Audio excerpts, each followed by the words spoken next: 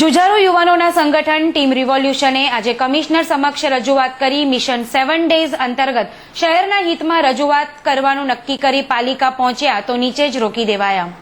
પાલિકાની ચૂંટણી નહીં પરંતુ વડોદરા પ્રત્યે જેમને પ્રેમ છે એવા યુવાનોએ એક ગ્રુપ બનાવ્યું છે જેનું નામ છે ટીમ રિવોલ્યુશન. ટીમ રિવોલ્યુશને મિશન 7 ડેઝ નામનો એક કાર્યક્રમ તૈયાર કર્યો છે, જે અંતર્ગત સેવા સદનની સહાય લઈને કે સહાય આપીને વડોદરાને સ્વચ્છ બનાવવાનો એમનો અભિગમ છે. વડોદરાની સમસ્યાઓને દૂર કરવા માટે તેઓ કાર્યરત છે.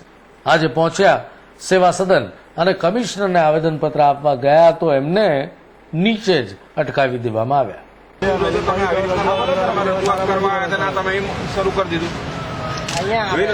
મારી વાત બરોબર છે. બે વ્યક્તિ આવો, બીજા બધા પેલી બાજુ આવી જાય. અહીંયા આપણે મળી ને ડેપ્યુટી મેયરને મળવાની, મેયર પેલી બાજુ, અરે ડેપ્યુટી કમિશનર સાહેબને મળવાની, ડેપ્યુટી કમિશનર સાહેબ તો મળો. બે જણા હું તમને બોલાવું છું, બોલાવી લો. આ તમામ યુવાનો પહોંચ્યા મ્યુનિસિપલ કમિશનરની ઓફિસની નહીં છે, તો સિક્યોરિટીએ કહ્યું કે 2 થી વધારેને ઉપર નહીં જવા દેવાય.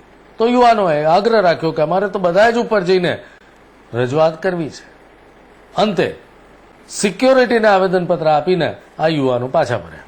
ટીમ રિવોલ્યુશન વડોદરા શહેરના જાગૃત યુવાન આજે ભેગા થઈને સરકાર સાથે પોઝિટિવ થિંકિંગ સાથે ગયા હતા કે અત્યારે આવનાર મહિને અમે યુવાનો, વડોદરા શહેરના ટીમ રિવોલ્યુશનના યુવાનો અને કોર્પોરેશન મહાનગર સેવા સદન ભેગા મળીને લોકોની રજૂઆતને મિશન 7 ડેઝ અમે બનાવ્યું છે, જેમાં પહેલા રવિવારે અમે લોકોની રજૂઆત નોંધણી ઝુંબેશ હાથ લઈશું કે જેમાં ફરિયાદોની નોંધણી થશે અને એ નોંધણી બીજા રવિવાર સુધી કોર્પોરેશન અને ટીમ રિવોલ્યુશન સાથે મળીને, ટીમ રિવોલ્યુશનના 2000 યુવાનો સાથે મળીને એ સમસ્યાઓનું નિવારણ લાવશે. એની માટે એક પોઝિટિવ થિંકિંગ સાથે અમે કોર્પોરેશન કમિશનરને રજૂઆત કરવા આવ્યા હતા, પણ કોર્પોરેશન કમિશનરની ત્યાં અમને ઉપર જવા માટે, મળવા માટે પણ ટાઈમ ના આપ્યો કે ભાઈ તમે એ રહેતો, અને સિક્યુરિટી અમને એક જણને પણ ઉપર જવા નથી દેતી. એની માટે અમે લોકો અમારી અમે પબ્લિકની સમસ્યા માટે જ આવ્યા હતા અહીંયા, અને અમારી સમસ્યા સાંભળવા માટે, અમારી રજૂઆત સાંભળવા માટે એમની પાસે ટાઈમ નથી.